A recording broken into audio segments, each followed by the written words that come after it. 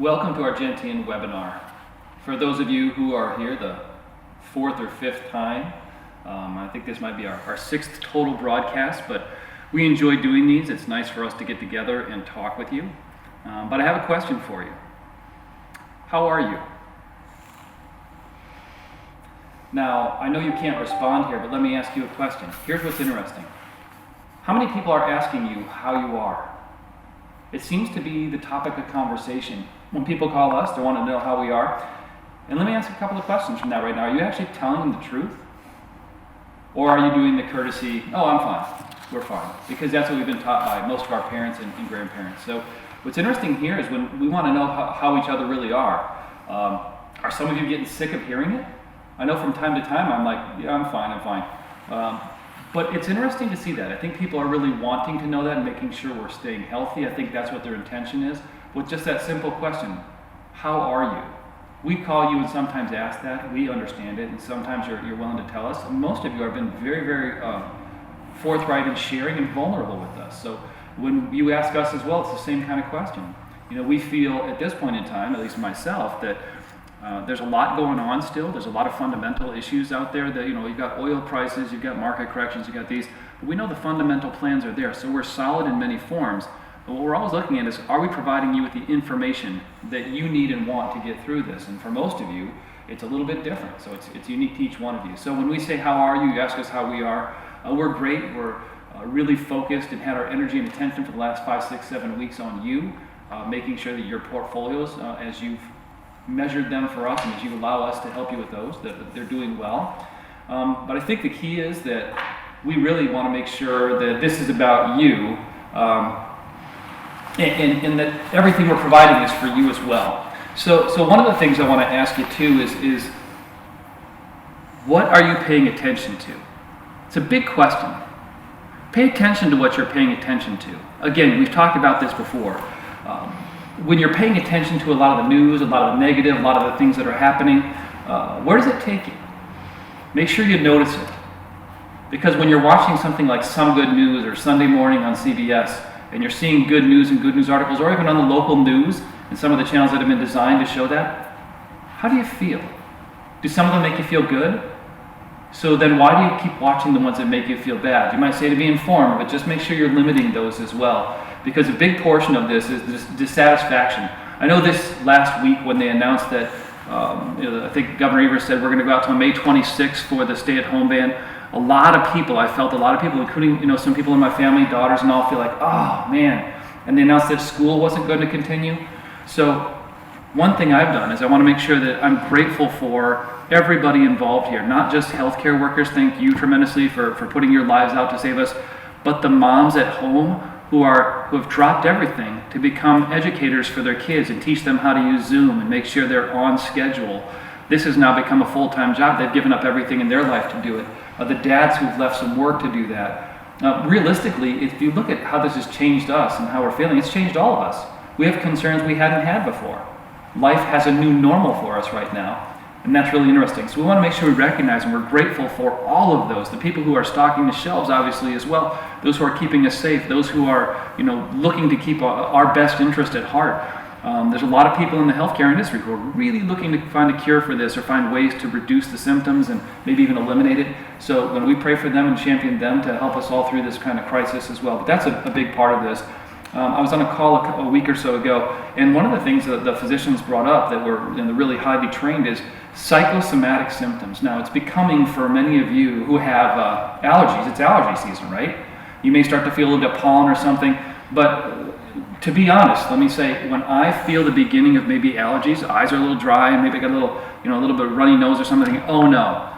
For a half second, I think, maybe that's COVID. Maybe that dry cough I had after I just ate something is it. So those psychosomatic symptoms are showing up as well. It's really interesting. I think it's heightened. Until you start to notice something, you don't pay a lot of attention to it. But that's a good thing as well. You have the ability to focus on what's important. So for us, focusing on good news is important because we provide hope for you. We've seen history. If you didn't see our program on Wednesday, it's actually on the web now. Go back to it. There's some really, really, really cool items that come from that. I think that just a bit of a summary, if you will, from it that we found is that when you looked at the seminar itself that's now up, probably 4 or 5 points came to mind. Number one is there's 2 periods of time in history where returns were negative over a 10-year period. That was in 1929 and 1999. You'll see them on the seminar if you want to look at the stats. So that's only 2 periods in history. Historically, you're going to find other periods where we're upwards of 20% per year for 10 years for returns. It's amazing to see this, but the market's been extremely resilient over time. The second one is insider buying is at massive highs. This correlates with other times where when insiders were buying very heavily, other bottoms of markets. That's a big portion. Value and growth have a huge disparity right now. That basically means that growth has been running for about 10 years. Value has been kind of underperforming growth for 10 years. And that at some point will obviously shift. We can't tell you when, we can't time it. But also another couple of ideas were fund flows during the upturn. So in this last 10 years, the upturn of the market, mutual fund flows you think are flowing into stocks because they're doing so well. Wrong. It's exactly the opposite. So why? Why are people selling, putting money into bonds that have a very low return when stocks have been giving us a 10 or 12% return over the last decade? It's an interesting piece, but that's behavioral psychology. It's stuff we prepare you against, so that's not something you want to do. We all get the visceral feeling to do it, but our goal is to really prepare you not to do that. Another one is recoveries. We did a great piece on recoveries, and a lot of this comes from our good friend Mark Smith out in Denver. He's put these together. I've seen him 10 and 12 years ago and even longer. And the cool thing about this, it's showing when you do hit a correction, the recovery is at longest 4.4 years for peak-to-peak recovery in the Great Depression, 4.1 years for the 2008 correction. So people will often tell us, I don't have enough time. Well, since the average is about 3.6 years, you make sure you tell us about your health if you really don't have 3.6 years for your stocks to recover. Otherwise, the remaining buckets are really designed to help you get through those times. And we'll talk more about that in some of the fundamental pieces I think that Ken has as well. One thing to tell you as well is that for every piece of information we send you, and we send you quite a bit. Some of you love it. Some of you we could send 10 things a day and you'd be super happy. Others you probably get it and hit delete very quickly, and that's fine. It's really designed to be out there for you to consume when you want to and how you want to. But for every piece we send to you, there's 25 to 100 pieces that we eliminate. I mean, we get stuff, myself, Ken, Zach, Peter, we get stuff all day long. We get hundreds and hundreds. Hey, join this webinar, do this, munis, this, that, fixed income in the new environment. One thing that you want to make sure we see, we don't provide an outlook because what's going to happen tomorrow is unknowable. What we do have, what's different, is a philosophy. That philosophy remains strong and we can always fall back on it. So we'll talk more about that later as well. I don't want to kind of go down too many rabbit holes in this as well. But it's a one thing that I want to make sure that you're getting what you should and you're consuming them as you'd like to as well. Another thing is stimulus checks have arrived. So to some of you guys, you've gotten a stimulus check. You aren't quite sure what to do with it. A few of our clients we've been having meetings with have said that. And I've actually had a few clients giving them to their kids or to other members of the family who might be more needy, who've maybe lost a job or others. So there's some interesting ideas that people are doing with the stimulus checks. Some have tithed, some have given them to their church or charities. Some have invested it for a grandchild. So you're finding an interesting piece here. It's something you have a right to. Obviously, you can do anything you want to. Use it for yourself if maybe you're in a tougher position as well. A couple things as well, maybe other housekeeping are update your wills and POAs and trusts, and Ken's going to talk about that. Stress and how to deal with it, that's a big one. So right now, it's a really good opportunity for you to look at what retirement looks at. So if you're not retired and you're working from home, look at how much time you're spending with your spouse. And there's 2 directions that can go. If you're irritable and you're not comfortable, that's probably what you're giving to somebody else. So you got to be careful with that. Manage yourself first, because if you can put yourself in a good state, mindful, kind, you can give that to somebody else, and that's going to change the environment in your home. But what it does now that you have 24/7 with another person in some cases, or 24/7 without another person, those are 2 wholly different scenarios. It's really time to make sure we're working on ourselves and make sure we're healthy mentally. The physical is one thing, but half the game is mental. It's mental agility and also mental, let's call it, wellness. So we want to make sure you're really strong with that. But I bet you there's some interesting stories. Please share them with us if you do as well. I know one of my clients just yesterday on a telephone call said he actually had a phone call from his credit card company. He called and said, hey, what happened? Did you lose your card? He hasn't charged anything in a month. So they called and said, what's going on here? So it's pretty funny to see, what a lot of you guys are noticing as well. A lot of the budgets have really dropped because it's like, wow, I didn't really realize how little I needed to spend other than now on groceries instead of going out to eat, was their comment. What are we doing in the portfolio? We'll talk a little bit as well. We're also going to do some redesigning of our reviews, so we have a couple more portions that talk about money during times like this, where is it and what is it going to be used for to get us through times like this? So we really want to make sure we revamp it. We always thought we've done a great job we always have tried, I should say, to do a great job of preparing you for market corrections and when markets go down. But really, I think the most important thing that we need to know and understand is to make sure that the things we know and do daily, we're letting you know as well. So that's a big part of what we've looked at too. With a couple of those different items here, what I'm going to do is Ken has a whole bunch of different topics as well, both on the financial planning and some of the things that we're seeing that he'd like to share now. So I'm going to turn over to Ken for a moment. Sounds good. Thank you, everybody. Thanks, Chris. Great to be with you all as usual. There was a couple comments about socks last time, and so I know Chris has some really nice socks, and I took it to a whole new level. If you can see underneath the table right now, I'm not even wearing any socks today. So I took it to the championship level. I wasn't going to one-up Chris on that one. I just decided not to wear socks at all. So anyways, it's just kind of something funny between all of us here. So a couple of things I'm going to talk about today. I'm going to talk about the CARES Act. I'm going to give you a couple more pieces about that. Some things we've heard on the telephone in the last couple of weeks from you. Stimulus checks. Talk about being fiduciaries. What does that mean? Taking a look at the overall holistic financial planning scenario. What are some things we can be doing now during this time frame as well? And then I'll leave you with a game that we use in our family. It was pretty fun. And then our good friends out in Georgia, Steve and Rose, sent me a bunch of jokes. And I think they're one-liners. They're like Jay Leno. So if you like Jay Leno one-liners, you're going to love this piece coming up. So a quick update on the CARES Act that passed. This is the Stimulus Act that passed recently, and really what this is, it's affected those who are taking required minimum distributions. So we take a look at the massive amount of legislation stuff in there, and we see that the RMDs, the required minimum distributions, are really the one that affects a lot of us the most here. So you don't have to take them this year. They were waived. They were completely waived for 2020. Now, it's not something you have to make up next year. So if you had to take out, just say $25,000 this year because that's what the RMD calculation came out to be, it's not something you have to make up next year. It's like it never happened. Now, if you need to take the money out for the day-to-day living, we understand that. Continue on. That's what it's there for. You've accumulated your money, your hard-earned money. Use it the way you like to. Now, if your budget allows you and Social Security and pensions are enough to get by with what we're doing right now, maybe temporarily suspend those for a little while. It's something we can start, something we can stop. It's very, very fluid that way, if you will. So now they also changed it and they went back. If you took an RMD out, or required minimum distribution out, before the law came out and before the legislation came out, there's a way to undo that, but they gave it a time frame.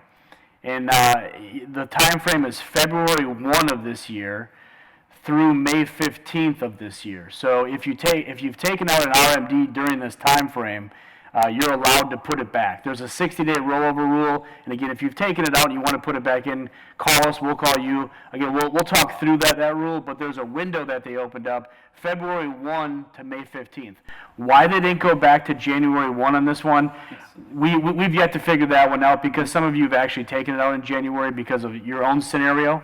And we wish we could put that back for you. Unfortunately, the rules are the rules, and we can't go back and do that. But February 1 to May 15th, just something to keep in mind. Chris mentioned about the stimulus checks.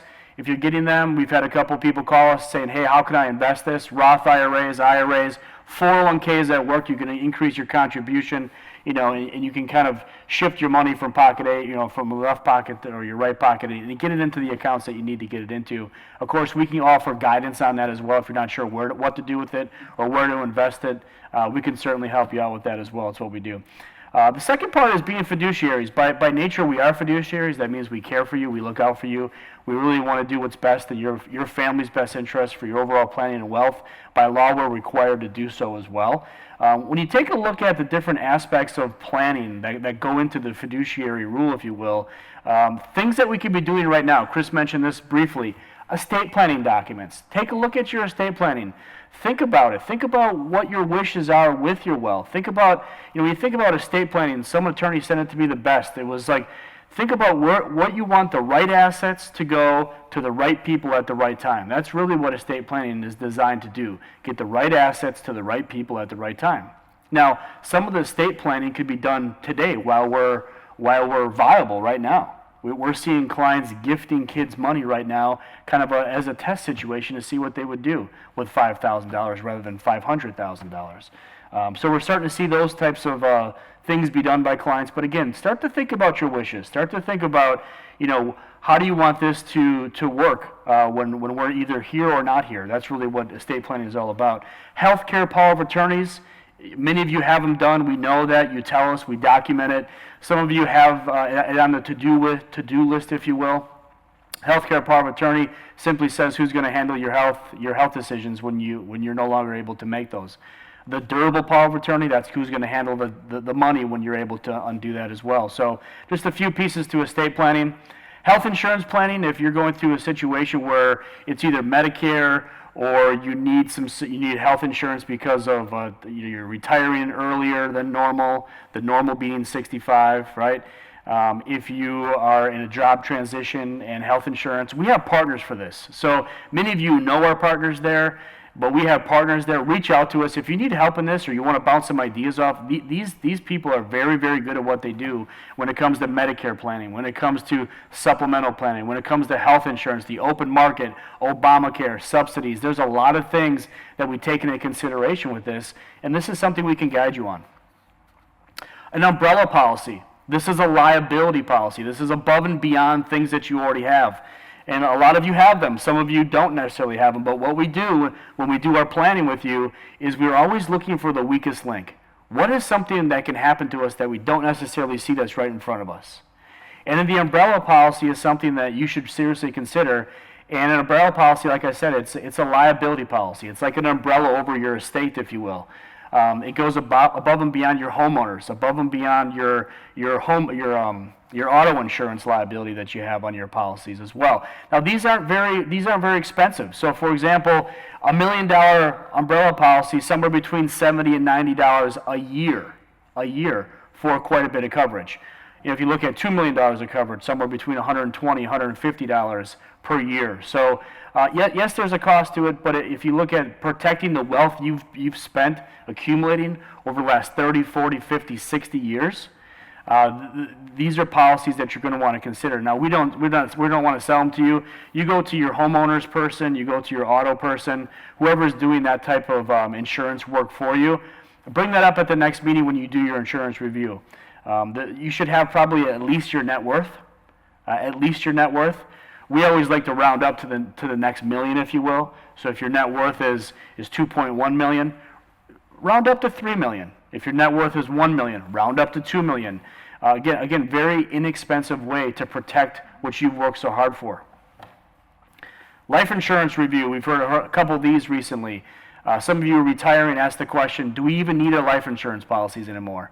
It's a question you ask us, and we love answering these questions for you. It depends on your plan, depends on what your goals are, your needs are, your wants, your wishes, things we go through. But again, we have partners in all this to help you with that solution, to give you some ideas. You might have a whole life policy out there that has some cash value. Well, do we want to keep that? What can we use that for? How do we supplement that in retirement? Do we even need it? Or is there a better option out there? Charitable giving is another one here. A lot of you express your concerns and love for others. Now, charitable giving doesn't mean it has to be done from a tax standpoint. It can be done out of love, and that's through your wallet. And that's how some of you like to give locally.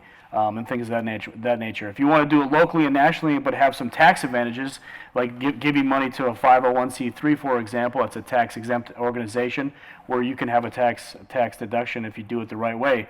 Qualified charitable distributions, if you're 70 and a half or older, you need to be 70 and a half or older to do the qualified charitable distributions where you take money from your IRA, send it directly to the charity of your choice. That's something a lot of you have done, and we've talked about that in the past. Donor advised funds. This is something that's very popular right now. It's basically chunking donations maybe 1, 2, or 3 years out and actually making a contribution to your own donor advised fund. You can label your fund any way you want to. It could be whatever family donation this is for you.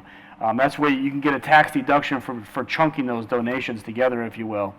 Also, I think there's a $300 cash deduction as well. So if you make a contribution to a charity of $300, you're able to deduct that from your taxes this year.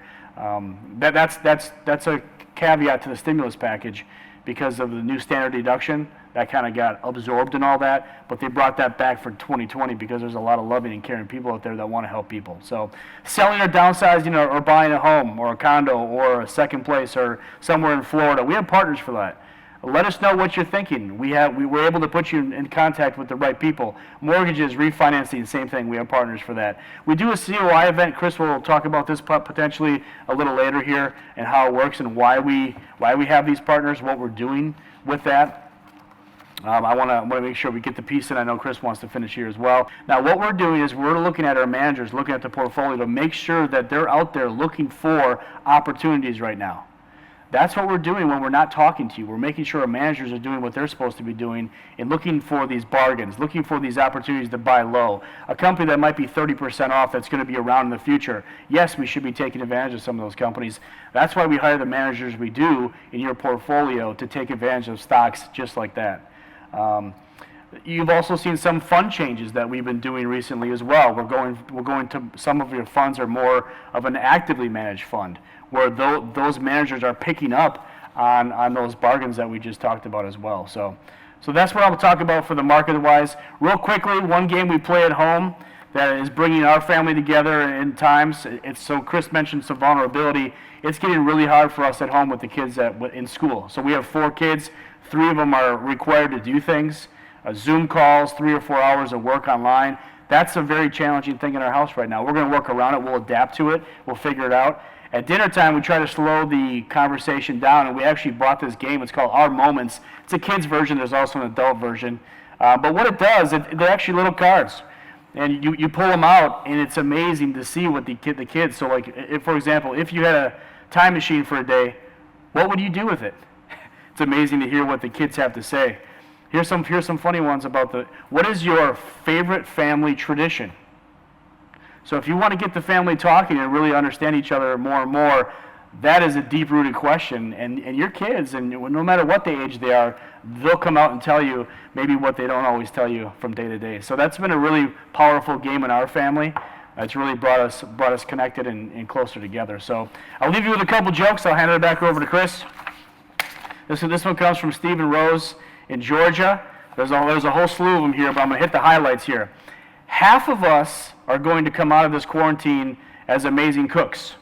The other half will come out with a drinking problem. I used to spin the toilet paper like I was on Wheel of Fortune.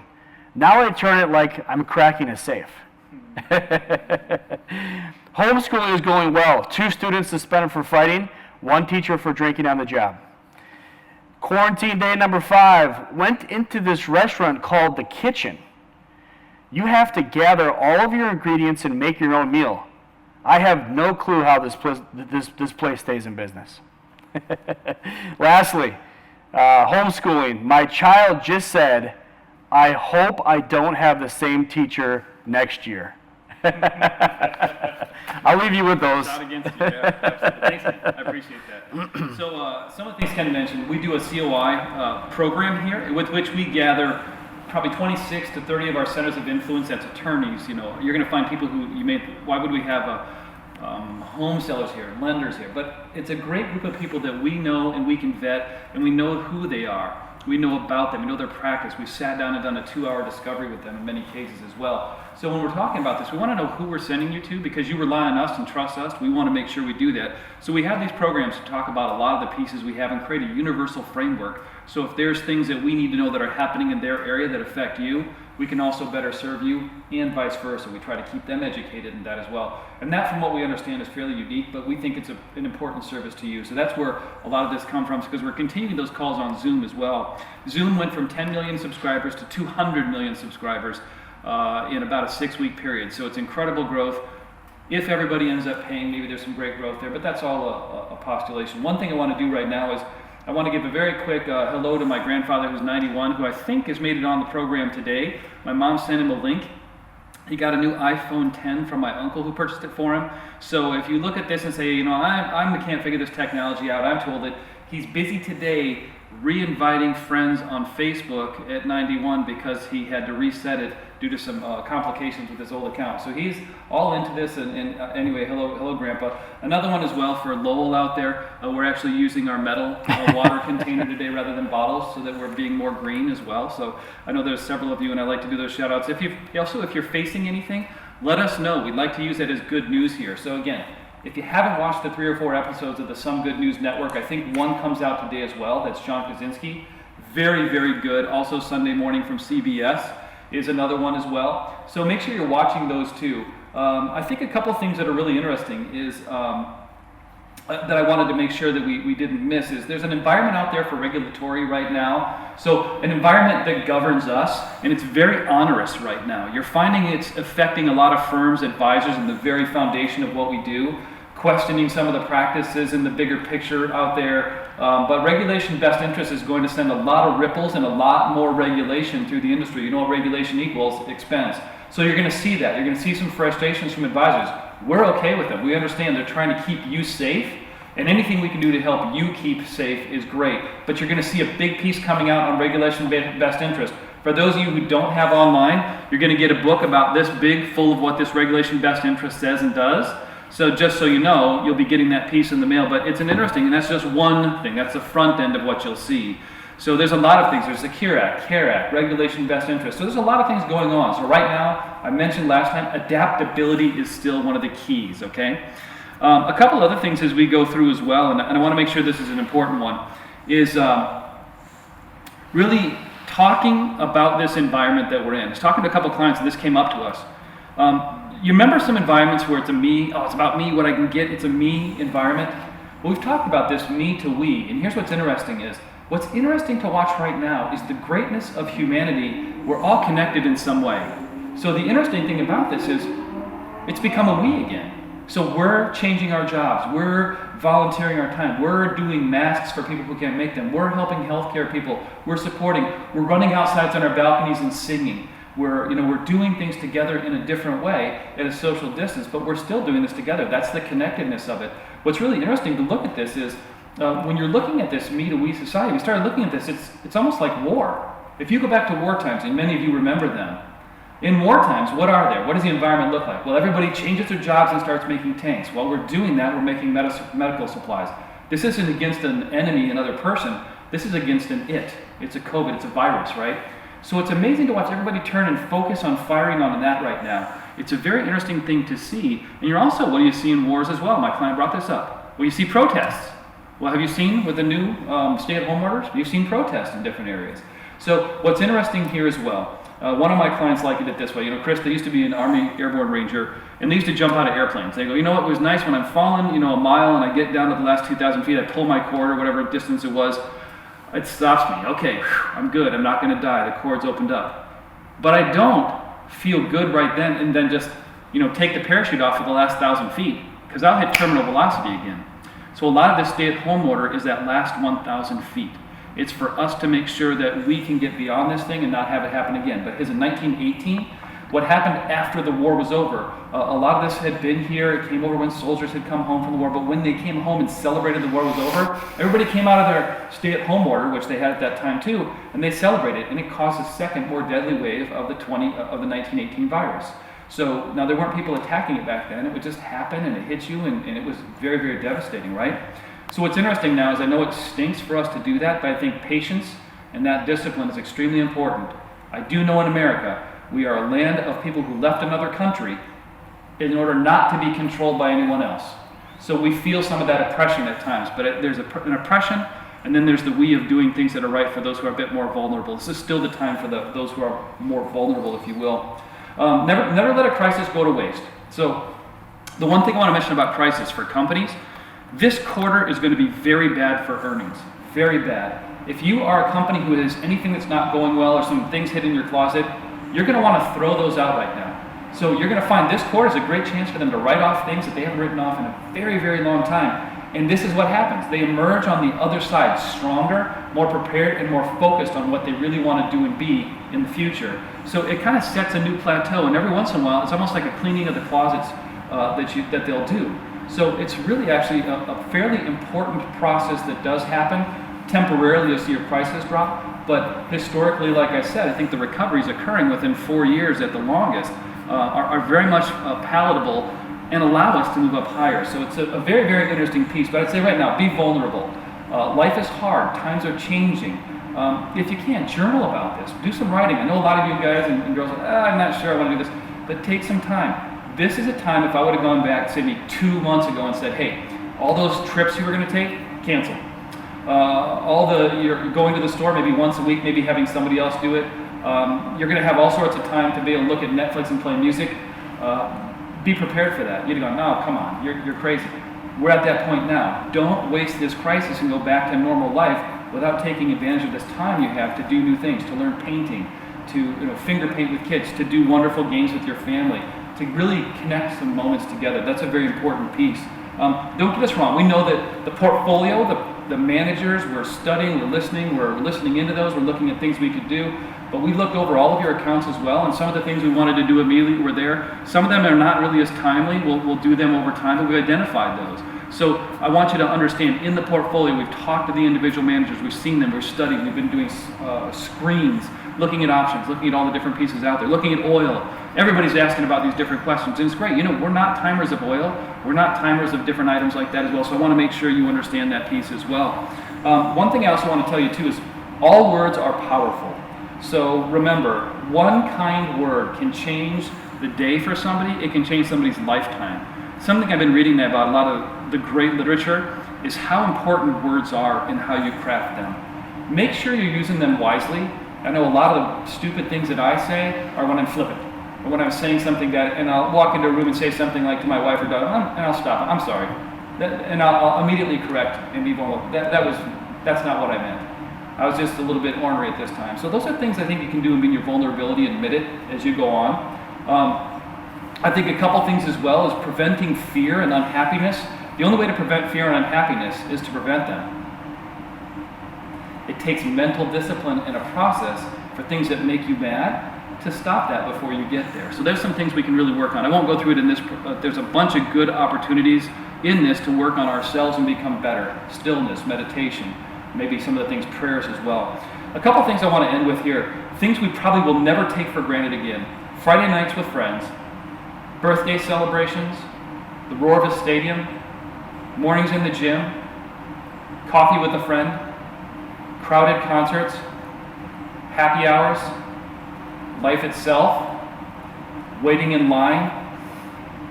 Yesterday I ran to by the bank. I was just driving my car around and I saw enough cars at the Starbucks waiting drive-in that there were 9 cars waiting in the street. It must have been about 45 cars waiting there. So maybe being able to go inside a Starbucks is another one. These are things we'll appreciate again. Think of all the things that life threw as a frustration. Traffic jams. I don't know if you'll ever appreciate those, but those are things we probably might miss right now because you don't see them. Anyway, I want to make sure that you understand we're definitely looking at your portfolios. The financial planning is extremely important. More importantly as well, we understand is what it supports for you. A child going to college, your retirement, gifts you want to give to charities. One thing I'd say right now is look to your charities and churches, because right now a lot of the giving that was happening at church isn't happening because it's online instead. You may want to look to your church and see if they need something, or your charitable organization, see if they need something right now as well. So I leave you with those kind of statements. Do some good things out there as well. Concentrate on the good. Look for being helpful. Most importantly, instead of beginning in gratitude, I wanted to end in gratitude. I thank you tremendously for your patience with this correction, your trusting of us, working differently like this rather than in person. We would love to be in person. That's what we love to do. But we know we have to be like this for a while as well. Hopefully it's helpful. This maybe becomes something that we do on a weekly basis. Maybe it's bi-weekly. But if this is beneficial, I think it's a great way for us to talk to you just about any events going on, even when times are good. So we started from a crisis. It's maybe changed the way we do things, hopefully enhance them for you. But you get to hear our thinking on a weekly basis, if nothing else, in our thoughts. And we also get to hear from you with your responses. One thing I want to tell you, please respond. Please bring up any questions you have. One thing you're going to notice for a few of you, we're starting to send out a get-to-know questionnaire. Maybe we'll post this on our website too. It's a 2-page questionnaire where you're going to learn something about us, and I'm going to send you out mine here in the next week, just to show you what it is, maybe things you do or don't know about me. And we're going to do that with each one of our team members as well over time. But more importantly, we'd like to know who you are, to know what we're doing for you and what's most important to you. So with that, I know we ran a few minutes over here, but this is our our weekly webcast, if you will. And I really appreciate, and our team appreciates it. One thing I appreciate is our team and their flexibility. There's a lot of things happening here, a lot of things that are new, a lot of things that have really changed the new normal. And I've been saying this, we are going to get back to our new normal. To some of you, you review maybe by webcast because you're okay with not driving at this point in time. But to many of you, obviously want to have our annual review in person. We love that part. But we're understanding now it's kind of forced you to do some things that you didn't want to do. It's interesting to see. If you go back in life, like I love asking questions like this to my grandpa, I frustrate him and my mom as well. What was it like when? Those are great questions to ask right now. We really want to understand that. But at any rate, I really appreciate everything that you've done. I appreciate all your patience with us, your trust in us as well. And please let us know how we can deliver better information or more information that's pertinent to you. Thank you guys tremendously. If there's any questions, we're here to help. We're here to answer those as well. One thing as well, you're going to get phone calls right now from Julie, Lisa, Angie, and what you're going to do is you have to both sign up for client access. So here's something coming up. We've called a few of you, and a few of you don't want to sign up for client access. A few, that's fine. But in order for this regulation best interest stuff not to come in a big book for you and waste trees, you both have to sign up. So if you're a married couple and one of you signed in, you can see the other accounts. You still both have to have signed up for it as well, and choose that you don't want to receive these in paper.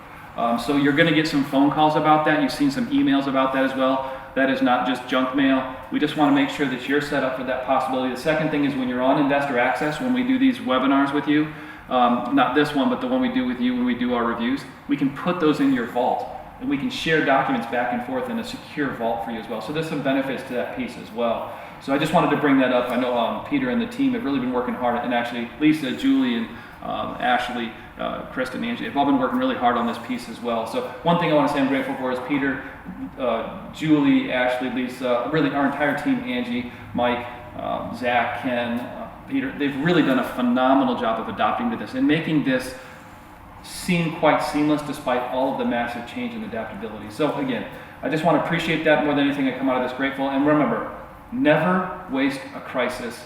Take each day and each opportunity to do something about it, to make sure we learn from it, because this is an opportunity to learn like we've probably not had in a very long time. So I want to leave you with that thought. Thank you once again, and you have a great rest of your Wednesday. Thank you. Bye-bye. Have a good day. Bye-bye.